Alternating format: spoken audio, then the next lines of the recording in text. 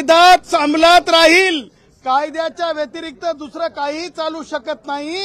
हे आज आपण सगळ्यांनी डोळ्यांनी पाहिलं, हमको सिखा रही है, कानांनी ऐकलेलं आहे आणि त्याच्यामुळं जे वारंवार विनंती होत होती की आम्ही संख्या कमी करतो, लोकांना पाठवतो, पण आम्ही तिथं स्टेजवर बसून उपवास करतो आणि आम्हाला पुढे तशा प्रकारची मुभा असावी, परंतु न्यायालयाने हे देखील स्पष्ट केलेलं आहे क्या की ज्या प्रकारे तुम्हाला परवानगी नाही त्या प्रकारे तुम्हाला तिथं बसण्याचा आणि राहण्याच्या बाबतीमध्ये न्यायालयाने आदेश देण्याचा प्रश्नच उद्भवत नाही।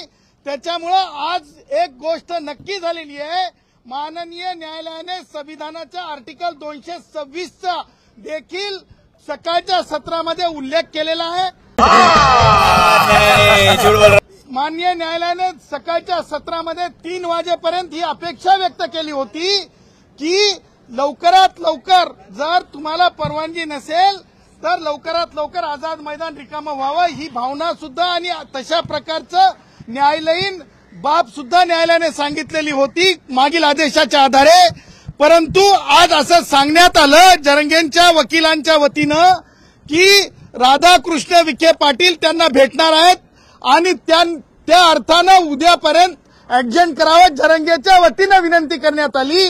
प्यारी समझ गई परंतु सरकारच्या वतीने देखील हे स्पष्ट करण्यात आलं की कोणत्याही प्रकारची परवानगीच नाही, कोणत्याही प्रकारची परवानगीच नाही, कोणत्याही प्रकारची परवानगीच नाही। चुप, बिल्कुल चुप। हे डंक्याची चोट पे मला सांगायचंय, त्या पुढे जाऊन मला तुम्हाला सांगायचंय की परवानगी देण्याचा प्रश्न सुद्धा उद्भवत नाही भविष्यात सुद्धा। त्याचं कारण असं आहे की हंगर स्ट्राईक म्हणजेच आमरण उपोषण करण्याबाबत नवीन जे रूल्स आहेत 2025चे त्याच्यामध्ये कायद्यातच अंतर्भूत नसल्यामुळे जरंगेला आमरण उपोषण म्हणून तिथे बसणं हे सुद्धा कायद्याशी संमत नसल्यामुळे उद्यापर्यंत म्हणजे मुंह से सुपारी निकाल के बात कर रहे बाबा। न्यायालयाने कोणत्याही प्रकारे उद्यापर्यंत राहा तिथं असं म्हटलेलं नाही।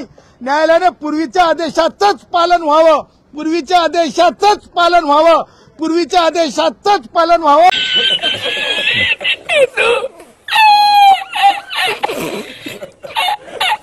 असं स्पष्ट सांगितलंय।